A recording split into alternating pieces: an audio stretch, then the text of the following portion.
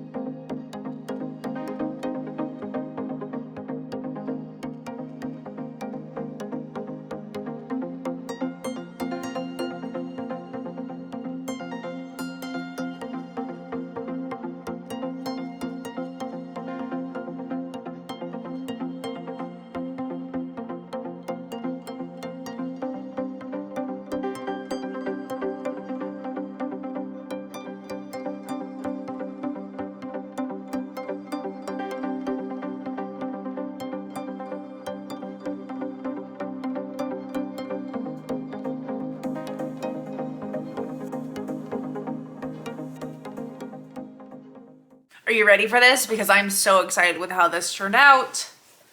Like, I can only fit a little bit in at a time, but it's just so perfect. I think this pattern was so cute. I sent a picture to my cousin Lisa and she couldn't believe it had taken me so long to do this pattern. And I can't believe it either, but I'm really good at pushing things that are for myself to the wayside. But when this baby quilt needed to happen, I am so glad I made it happen. But it's so cute. And obviously the pantograph is perfect. What I did with the block itself is I did add about 9 inches to the top and bottom just to kind of give it an almost more square shape. It's I think like 36 by 42 right now, I believe. That's why I had to piece my backing because nothing I had was quite big enough, nor would a width of fabric fit, at least none of the ones that I had. So everything on there is super cute. I'm really happy with the piece backing too. I know some of you are like, ugh, Emily, calm down with the piece backings. Just get a wide back. But why? I can use up my scraps. So this, I love it. I'm so excited. I can't wait to make one of these for myself now. I'm so excited to get this in the mail, send it off to my cousin, hopefully before her little one gets here, and see if they end up with the traditional shared birthday. So let's take a look at some pictures of this.